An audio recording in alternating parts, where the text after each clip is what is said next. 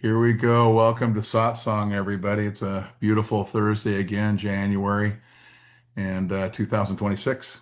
And so today we're going to talk about chapter 27 in I Am That, which is entitled The Beginningless Begins Forever. And to me, the the beauty of this particular piece is we're now to the place where we can see that words and the usage of words live in consciousness, but ultimately have no impact in consciousness, so that the assumptions that we make in our very questions and in our very separations, the way we take one thing and compare it to the other, those are going to start to get exposed because there's going to be a lot of speaking about going beyond that place where words are in play. And what's really great to do here is to just notice in yourself how we utilize words and we traffic in words and language and et cetera, but we traffic in a structure of separation and trafficking in that, we then project that into everything else that we operate within, so to speak. So it can be really difficult not to carry that in. And so the questioner here, you'll see, will hear an answer, and actually it looks like might have embraced it in some particular way, but then the question that follows is in essence rooted back in the separation of language.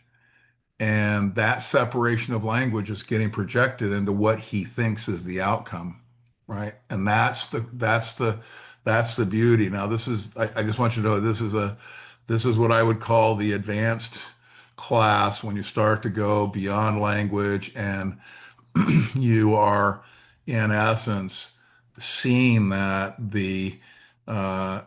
that awakening, that awareness, that self itself, capital S self, really has no inclusion of our everyday trafficking, right? And that's the step that we're on now, and we'll talk a lot about that. And it's a really interesting way that he starts out because here's the questioner. He says, the other day, I was asking you about the two ways of growth. Now, there's a lot. I want to say in a minute. I'll talk about other paths of growth as well because there's a lot more than two. But he says renunciation and enjoyment. So yoga, if you guys, that's the whole body of renunciation that is usually, yoga is all of the traditions of the Hindu body of work, and boga, Bhoga, right, is enjoyment. And someone who is an enjoyer, an individual who's an enjoyer, is normally called a bogey, right? So, uh, the what's really interesting is that an awakened one is almost always referred to in India, if you're there, as a Mahabhogi, right? So a Mahabhogi is an enjoyer, is enjoying with no enjoyer, so to speak. And the Maha means completely unlimited when there's no individual entity to enjoy to receive the enjoyment, to enjoy, so to speak. There's no limitation on the enjoyment. So the reason that this question comes up is that kind of sense of how enjoyment sits in this pantheon of approaches to spirituality is one that gets talked about a lot in India. So that's why you might wonder, well, that seems really esoteric and strange to pull enjoyment out of the hat, but it actually it's a part of an ongoing conversation when you're around that world. He said the difference is not so great as it looks. The yogi renounces to enjoy, and the bogi enjoys to renounce. The yogi renounces first, and the bogi enjoys first. To which Maharaj is going to give your typical response. So what? Leave the yogi to his yoga, leave the yogi to his yoga and the bogi to his boga. So there you go. And you thought Dr. Seuss was a very American writer. We got some Dr. Seuss happening here. So the question then comes on. What's interesting is note that you're going to find this in yourself. My take on this question is that this particular questioner, if there's a choice between two, he's going to want the easier one. So here he goes. The way of Boga seems to me to be the better one. I would put easier in there. The yogi is like a green mango, separated from the tree prematurely and kept to ripen in a basket of straw, airless and overheated. It does get ripe, but the true flavor and fragrance are lost. The mango left on the tree grows to full size, color, and sweetness, a joy in every way. Yet somehow the yoga gets all the praise and the boga all the curses. As I see it, boga is the better of the two. Now, again, if you are involved in the seeking world, you know there's always this conversation about which way is better, right? And we always end up talking about how they all come to one place, and I'll chat about that in a bit. So Maharaj says, "Well, what makes you say so?" So now he goes on, and if you remember in the Christian world, we have the Pharisees, right? So the yogis, a lot of yogis play the part of the Pharisees in this world. So he says, I watch the yogis and their enormous efforts, even when they realize there is something bitter or astringent about it, right? You see the disciplined yogis, they're not really afraid of bitter and astringent. They seem to spend much of their time in trances, and when they speak, they merely voice their scriptures. At their best, such jnanis are like flowers, perfect, but just little flowers, shedding their fragrance within a short radius. There are some others who are like forests, rich, varied, immense, full of surprises, and a world in themselves. There must be a reason for this difference. Right now, notice he's going after the difference in paths. Well, you said it, Maharaj says. According to you, one got stunted in his yoga while the other flourished in boga. And he goes, is it not so? The questioner. The yogi is afraid of life and seeks peace, while the bogi is adventurous, full of spirits, forward going. The yogi is bound by an idea, while the bogi is ready to explore. Now, what's interesting is how he now approaches it, right? So notice that what happens a lot of times is that the first thing that happens is a balancing, right? Because the all the paths lead to the same place. So he would be remiss if he let this characterization of yoga stay unbalanced. But then he walks into the place where it doesn't matter. So watch how he does this.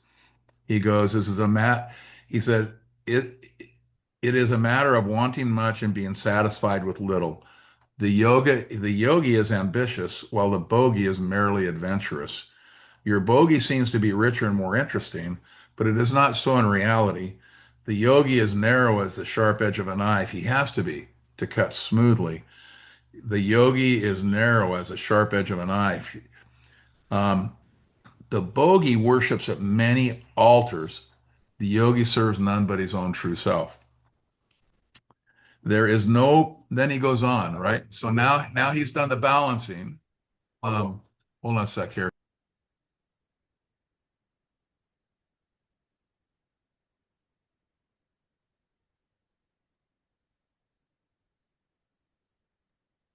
My girl dog is crazy. Um, so there is no purpose in opposing the yogi to the bogey, right? So now he's done the weighing off.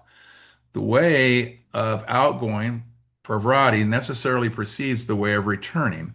To sit in judgment and allot marks is ridiculous. Everything contributes to the ultimate perfection. Some say there are three aspects of reality: truth, wisdom, and bliss. He who seeks truth becomes a yoga. He who seeks wisdom becomes a jnani. And he who seeks happiness becomes the man of action. Now, if you remember, Osho was very famous uh, because he used to love the who was the Greek adventurer? Oh, I'll come back. Zorba. Zorba. There you go. Thank you, Ron. So he would talk always about Zorba the Buddha. All right, that was one of the things he would talk about forever and ever. So his solution to this was to create this fictional character called Zorba the Buddha, which everyone was there to become. There was always a big that was always a big joke when I first got there because the first thing they told me was, a lot of people come here and we work with them on letting go and working in the Zorba energy. Don't worry about that. You're here for the Buddha part. So there you go. Um, so then the questioner comes on and he says, we are told of the bliss of non-duality, right? Maharaj says, and here he's trying to say, separate bliss. When you talk about bliss, separate bliss as an attribute from bliss as a complete platform of peace, right? Because they get pushed back and forth. And certainly bliss in English is much more the attribute of being and not about peace. So he says such bliss is more in the nature of a great peace. Pleasure and pain are the fruits of actions, righteous and unrighteous. So he's trying to point out the difference between the two kinds of bliss. Of course, the question of what makes the difference, and he goes, the difference is between giving and grasping. Whatever the way of the approach, in the end, all becomes one, right? So in this, you're even going to see that as you ask the question, you're asking what causes what. You notice that, right? But if you think about it, there's all of the paths, the bhakti, the path of pure love, right? Seva, the path of service. Um, I don't know if you'd use Tantra as a path of relationship, but certainly you would use one of those as a path of relationship. And then you have, of course, Advaita, which is the world that we live in. So watch what happens in Advaita. What we do is we use language and pointers, right? And we put those out there. And the idea is that those will induce, if you will, movement into pure being, right? That those concepts and words will do that. Well, think of the other paths, the bhakti, it's pure love. And then there's a recognition that there's no such thing as separation. He or she that I love is simply me, right? But notice what happens in their case, which is the actual union of separation, right? This happens, and then the concept comes after. Same in relationship, right? I am you and you are me. It's seen as one, right? The experience of oneness tends to precede the language that's used to describe it. Seva the same way. I'm in service, right? I'm in service to who? I'm in service to you. No, I'm in service to me. There is no you or me. Again, that happens. So ultimately, we really don't know. We simply just don't know what induces what. In order to have and speak of the Advaitic path, right? We're here utilizing words, and so we use concepts and stories to point to awakening. That's what we do. So it looks to all the world that the pointers are that which induce the outcome. But yet in every other path, right? The outcome induces the words, if you will. So, so which comes before which? There is no which before which. That's the area I'm talking about when you start to talk about, um, the world of awakening, right? All of what we're doing today, you need to see it as simply one of the thorns. We're using one thorn to take out another thorn, as Ramana would say, and the part that then nobody ever says behind it, and then you throw them both away. The throwing them both away is where we are now. That's what this conversation is. And he's going back and forth between the two. Um, he says, if there is no difference in the goal, why discriminate between the various approaches? That's why I went through that little thing I just went through. I knew that I knew what the next question was. And here's what Maharaj says: let each act according to his nature. Right? So so a lot of us, right, have come, if you watch, I mean, I was in a world of um very tantric, you know, embrace experience. Zorba the Buddha. That was the world where I began this whole thing, which was a stark difference to walking into a Ramesh-like world, right? Those are just those they're but they end up living together. And so let each act according to his nature, and the nature isn't necessarily going to live in any given one of those, but has this habit of jumping around a lot of times. So there you have it. The ultimate purpose will be served in any case. Can you see that when we don't know what the hell is going on, right? We just don't know. You have to basically track in and say, it's all being lived by consciousness, right? It's all being lived by consciousness, because no matter how we slice and dice it, in the end, we end up with a bunch of little pieces in our hand, right? None of which make the end result, right? The pieces simply don't make the end result, right? So that's when you allow that to happen. He says all your discriminations and classifications are quite right, but they do not exist in my case. As the description of a dream may be detailed and accurate, though without having any foundation, so does your pattern fit nothing but your own assumptions. You begin with an idea and you end with the same idea under a different garb, right? So you notice when he started with the yogi and the bogey, right? You could tell he had a lean in there, right? Started with his own assumptions. Gee, the yogi must be the better one. That fit perfectly in his assumptions. And here, let's create a case to support that outcome. None of that is really worth a lot. It simply doesn't live anywhere except for in the story, in the separation, right? He says, so the questioner, how do you see things? He goes, the same consciousness, chit, appears as being, sat, and as bliss, ananda. That's the peace. Chit in movement is ananda. Chit motionless is being. Easy enough. Those are the three pieces. Next. And we always talk about consciousness at rest and consciousness at motion here. That's the difference that's the difference he's pointing to. He said, still you are making a distinction between motion and motionlessness. He says, so this is really, really important, right? This one little sentence.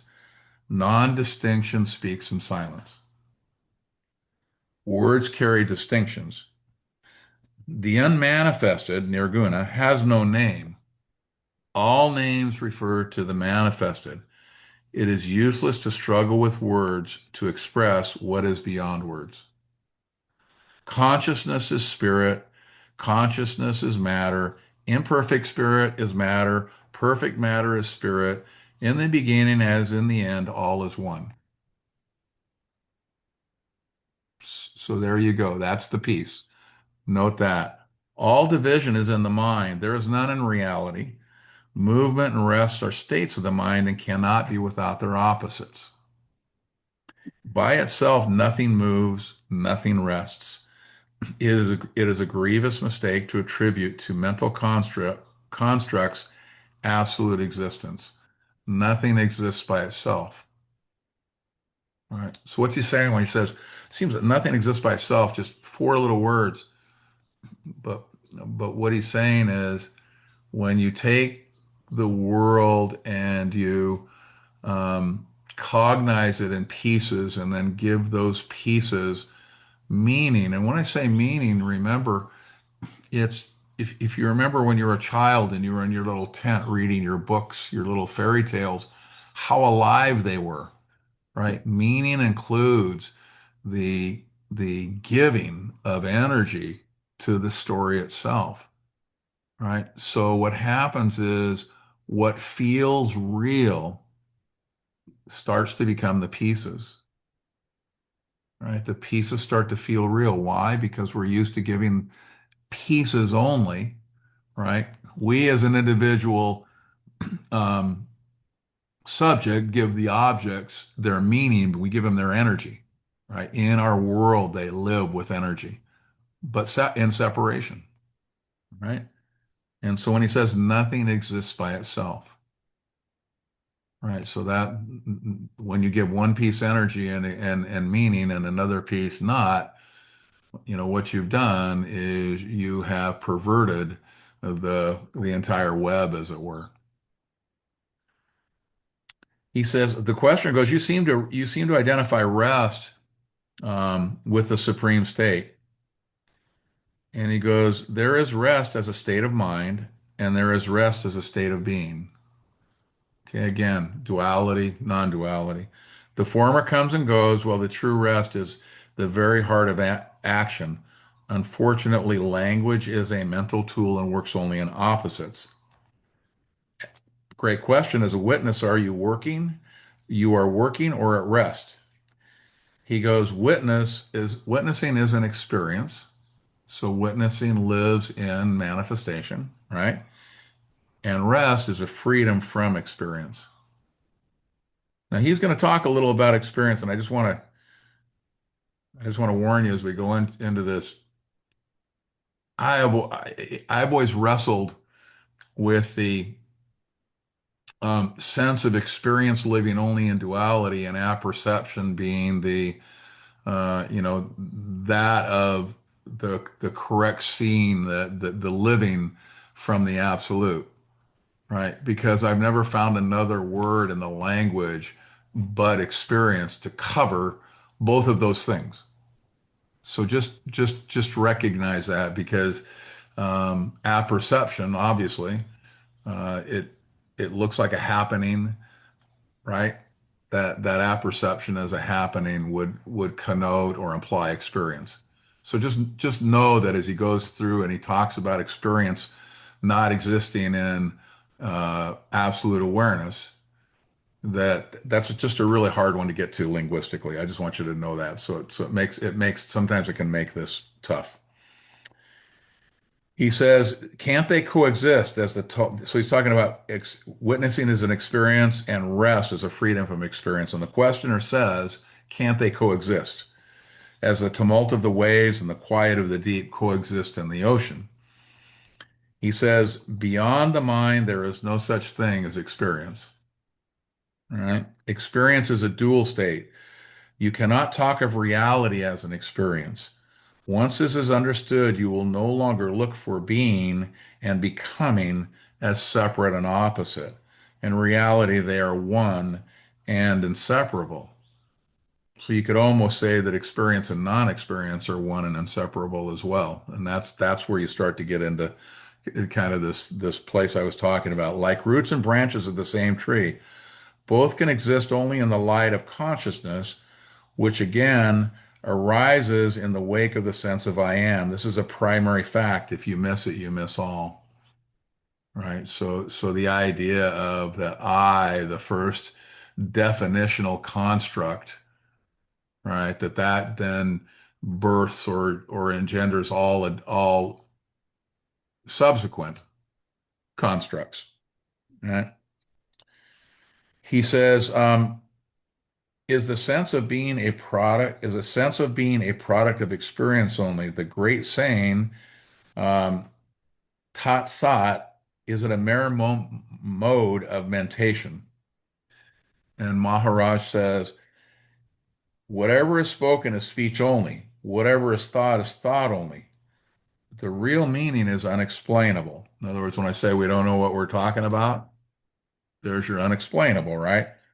Though experienceable. I always say this wrong. The Mahavakra is true, but your ideas are false. For all ideas are false, right? So then he goes, is the conviction I am that false? Great question. And Maharaj says, of course. Of course it is. Conviction is a mental state. In that there is no I. There is no I am. With the sense of I am emerging, that is obscured. As with the sun rising, the stars are wiped out. But as with the sun comes the light, so with the sense of self comes bliss. Remember bliss as a part of the I, right? The cause of bliss is sought in the not I, and thus the bondage begins, right? In your daily life, are you always conscious of your real state? Neither conscious or unconscious, right?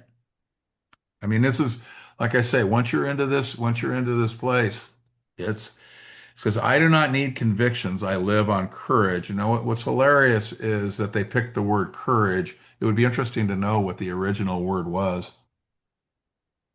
because they use courage a lot. And I kind of wonder if that's on the I don't know what the word would be, by the way, but so courage is good enough. Courage is my essence, which is love of life. I am free of memories and anticipations, unconcerned with what I am and what I am not. I am not addicted to self-descriptions.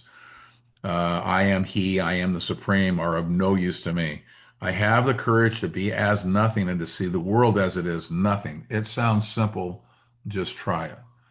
This is the throwing of the other thorn away, right? He says, but what gives you courage? Right now notice he's just talked about the world as inseparable. In other words, the separations. So he tells him about courage, which sounds to all the world like a piece of manifestation pulled out, and it's what's driving Maharaj. That's what it sounds like when he says that. Maharaj responds, how perverted are your views? Need courage be given? He says, your question implies that anxiety is the normal state and courage is abnormal. It's the other way around. Anxiety and hope are born of imagination. I am free of both. I am simple being and I need nothing to rest on. Then he goes on, unless you know yourself, the questioner, of what use is your being to you? To be happy with what you are, you must know what you are. Maharaj, being shines as knowing, knowing is warm and love. It is all one. You imagine separations and trouble yourself with questions. Don't be concerned over much with formulations. Pure being cannot be described, right? And that's always one of the really hard things to grasp is that you are it, right? And and that sounds to all the world like two separate things. But the idea is that the tautology, they're both the same thing. So to recognize when you say that consciousness is simply the revelation of itself to itself, seems like a stupid thing to say, but right. But what it does is it contains the whole thing, right? There ends up being no purpose. Presence is presence, and you are presence. So simply being alive gets it done, right? Con being consciousness itself. That's it. He says, so now here's the response. And this is a really great one. in all of my years of seeking, the one thing I've really noticed that seekers do that's real, I find it to be the most hilarious thing. And that is that they are willing to do almost anything, right? But it's like, whenever you get like anything technological, you ever notice they send you this thing and it's like, here's all the crap you agree to by, taking all of this on. There's kind of like this little hidden, yeah, you think you bought a computer, but here's all the crap you by default agree to by having this computer. There's that. So seekers have one of those. And basically, it is the right to dictate how it is they're going to seek. So they will do anything as long as they get to dictate how they seek, right? That's the thing. So notice what this one says. He says, unless a thing is knowable and enjoyable, it is of no use to me. It must become part of my experience, first of all. Right. So he spent all this time telling him that, moving him beyond that place, right? But as seekers do, right, they demand the right to um, say how the navigation of their seeking is going to occur. Should come as no small surprise that the reaching is something that happens rarely, because probably when you leave it in the control of the imagined construct of I to dictate how seeking will happen, you likely aren't going to get there. Just a thought here. And Maharaj says you are dragging down reality to the level of experience. How can reality depend on experience when it is the very ground of experience? Reality is in the very fact of experience, not in its nature. Experience is, after all, a state of mind, while being is definitely not a state of mind. All right. So maybe a way, as I think about it, to think about is what I said earlier about how we breathe being into separate, we breathe being into separation, right? So in a way, I think he's going experience after all is a state of mind. So the breathing of the life, the energetic into manifestation in functionally in separation, right? That is what he would call experience. While apperception simply doesn't do that, right? That's simply the apperception of all. He goes again, I am confused. He says, is being separate from knowing? He says the separation is an appearance, just as the dream is not apart from the dreamer, so is knowing not apart from the being. The dream is the dreamer, the knowledge is the knower, and the distinction is merely verbal. So again, beyond the words, right? He says, I can now see that Sat and Chit are one, but what about bliss? Being and consciousness are always present together, but bliss flashes only occasionally. And he's right, the attribute of bliss within manifestation. Notice that's one of the first things that folks typically do in a spiritual journey is they start to basically chase bliss, right? That's the attribute of being that flashes. Maharaj, the undisturbed state of being is bliss. The disturbed state is what appears in the world. In non-duality, there is a bliss. In duality, experience, right? Separation. What comes and goes is experience with its duality of pain and pleasure. Bliss is not to be known. One is always bliss, but never blissful.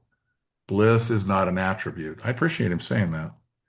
Um, so, so he goes on and he talks a little bit about um, he says, I have another question. Some yogis attain their goal, but it is of no use to others.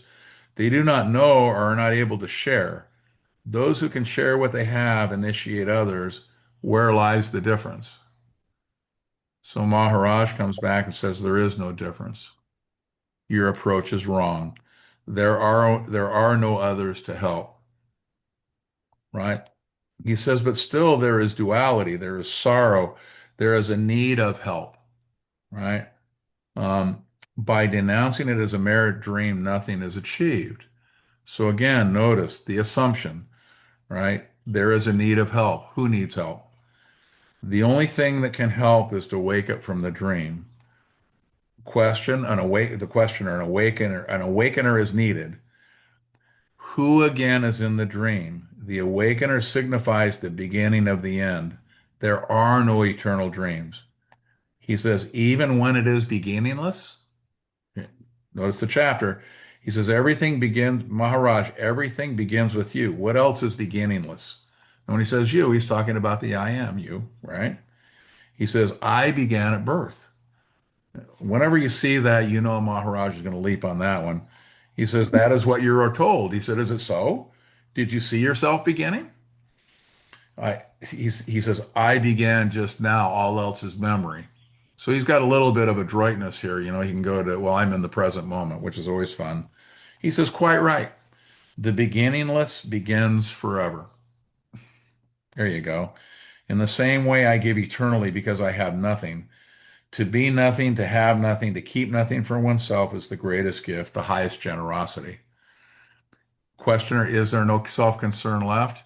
Well, we can probably answer that, right? There's no one to be concerned. Of course, but he goes, of course I am self-concerned, but the self is all. In practice, it takes the shape of goodwill, unfailing and universal. You may call it love, all pervading, all redeeming. Such love is supremely active without the sense of doing. Right? So is there self-concern? Well, yes, but it lives itself through who he is. It lives itself through him and really isn't self, and probably really even wouldn't be called concern, right? But that's how he answers that. So that's the end of that chapter. Any questions at this point? I've got one little piece to go on that Ramesh adds to the whole mess. So if there's anything that you'd like to share, I'll let that happen, or I'll continue on. No? Okay. No worries. I actually like it. I get the feeling that a lot of what we've already done, a lot of the questions that one might ask, we've probably done most of them by now. So here it is. How does a Jnani see the world, right? That's always the question, right? And that's the that's chapter 7 of the pointers from Ramesh. And so he says, a lady visitor taking advantage of the fact that it was the last day of her visit to Bombay sought Maharaj's permission to ask what she called a silly question. Um, and what's interesting is that the silly question is how does the Jnani see the world, which isn't in here. So here we go. Maharaj, all thoughts and desires, holy and unholy, come from the self. They all depend on the desire to be happy and therefore based on the sense of I am. Their quality will depend on one's psyche and on the degrees at which the three gupas prevail. Tamas produces restraint and perversions. Rajas produces energy and passions. Sattva produces harmony and the urge to make others happy. Now, what is your question?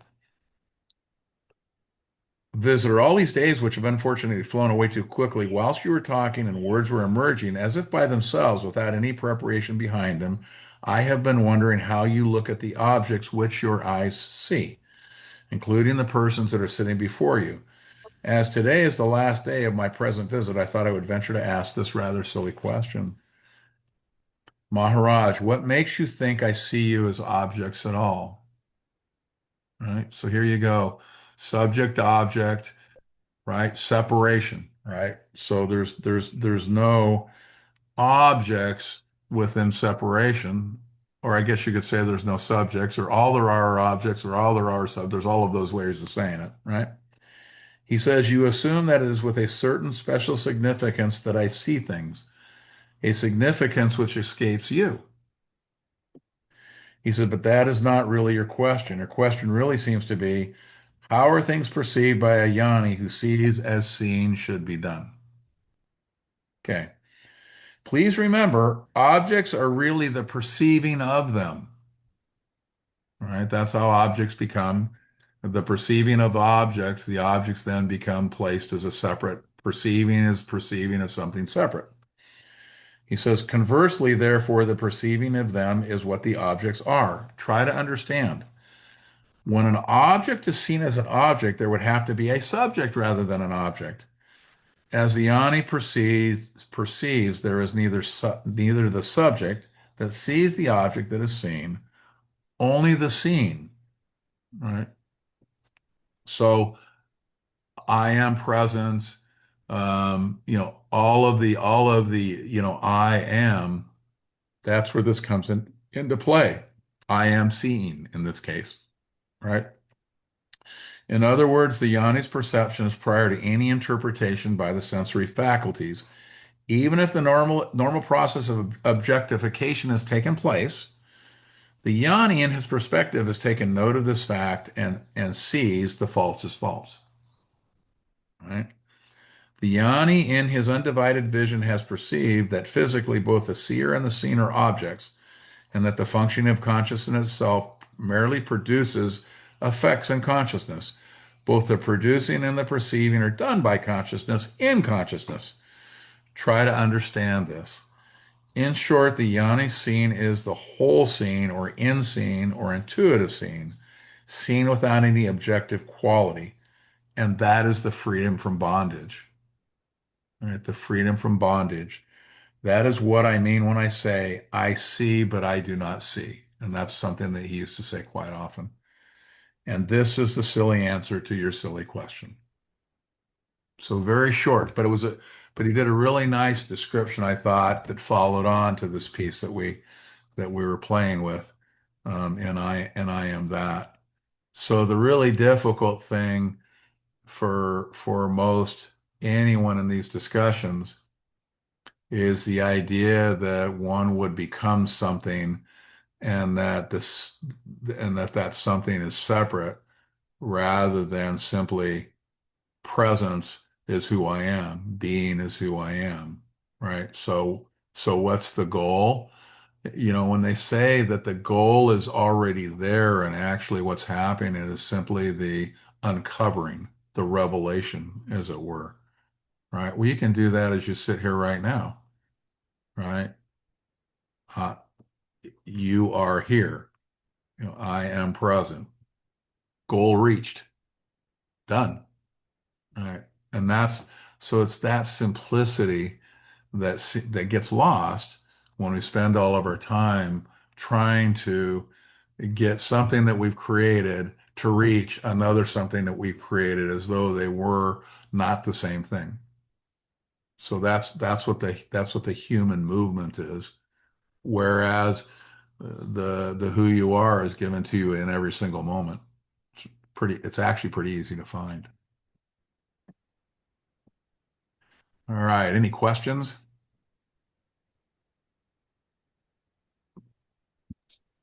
Alan, I don't have a question, Yeah. but I thought maybe you could also explain your personal experience as a Yanni. I know you had your experience on the 405 Yes. and how that has migrated because I know Ramesh says, awakening is sudden and delivery is takes a lifetime. How has your experience from your permanent awakening, how has that evolved? And how do you experience that these days? Well, I think in what you said, you can see there is no evolution of that. Um, the actual awakening is something that um, once arisen simply becomes how it is. So that part is there. When he talks about um, it being sudden, but then arrival or integration or whatever word he uses takes a lifetime. I think that's just um, the continuing of being lived into duality, and that has its various changes and left-hand turns and all of the things that life contains. And so one come from a conceptual basis can actually watch that individual definition that you are, the I, as it moves through all of that. And that's the integration of which he speaks. Now, and I think depending on how one is built, and it's funny, you always see that through the rear view mirror, by the way, you know that if you look in the rear view mirror, you can go, wow, it was like it all built to this moment, right? But in the actual happening of it, you have no clue. But it's, for whatever reason, in this case, and I think a lot of you are the same. um, I was a kind of a born teacher storyteller. That's what came that was in there from the very beginning. Future teachers of America in fourth grade and all that nonsense, right? So I just find it fascinating that, here I am, and what do I do? I teach. Now, most of my teaching, this is my uh, really first foray into a lot of group songs. We did some earlier. Joseph used to come when I did them back in '08 and '09. But I spent most of my time doing one-on-one, mentoring, one-on-one satsang, if you will, and I've done a lot of that over the years. And that's the piece that you're talking about, Ron. That's kind of shifted, and the profundity of that shift that you can see. You can go, wow, look at that. Who knew? Um, and I think last time Brad was like, hey, your teaching's really changed, and that's the piece that you see is Mm-hmm. is that particular shift. But there is kind of a funny thing, by the way. I if you guys ever want to read it, I wrote a book called Awakened Leadership, and if you ever want that, I'll be happy to send you a PDF copy and a hard copy, by the way. And it's a great book full of all of my stories, but there is an account, and what had happened is when I first found out about Advaita non-duality. The way that things would happen is I was back in the United States. I'd been in India for over in Osho's ashram for, a lot of years back and forth. And there's kind of a jungle drums of sannyasins. So when anything would happen, all the sannyasins tell each other, hey, so and so, blah, blah, blah, blah. That's how you find out. That's how you find out things. And someone said to me, hey, there's a fellow, he's really awesome. His name's Prasad, and he's doing satsangs in Encinitas, California, which is San Diego, where I lived at the time. And I was like, awesome. So I go across and I would go twice a week to those satsangs, and they were really well. He had been with Papaji, and so he was a Papaji guy, and beautiful, beautiful man. I still know him, talk to him every now and then. And but what was really amazing was he was joking one day because he had lived up in Century City, which is up in the Los Angeles area, and now um, he was now down in the San Diego area. And the thing that was kind of the commonality was the 405 freeway. And so he would make a joke, he would joke about how, every now and then he thought that awakening would happen on the 405 freeway. Well, of course, if you ever read the story, I was driving down the 405 freeway and all hell broke loose in that particular moment. And it was followed by me walking into a very large investor meeting. And it was truly one of the more amazing things to be launched into an investor meeting after that particular on the back end of that experience. And but everybody always found it funny that the 405 freeway, that very famous freeway that runs up and down the coast in Southern California, was actually the place that all happened. So does that answer your question, Ron? Is that a nice Yeah, rendition or? it does. But I remember you telling me that, you felt like you were driving through yourself to a destination where you had already existed. And I thought that was kind of Yeah. an interesting point of that experience. Well, and that's true. I mean, I think it was always really amazing to me because it ties your head in knots that the arising within all that is, right? That there's no longer a you arising within that, right? And so it's really clear that this body mind that you are is going to be manifested exactly as it's going to be manifested because it's part of all of that. And that seemed to me mentally to be bondage. And yet it generated the most amazing sense of freedom that one could imagine and peace, right? And that's simply because there is no I there. It's as to that I that you project that what freedom would be. So you carry around this sense of, well, this must be what it feels like, and it's exactly. Of course, it would be the opposite, right? It'd be exactly the opposite of what one would expect in separation.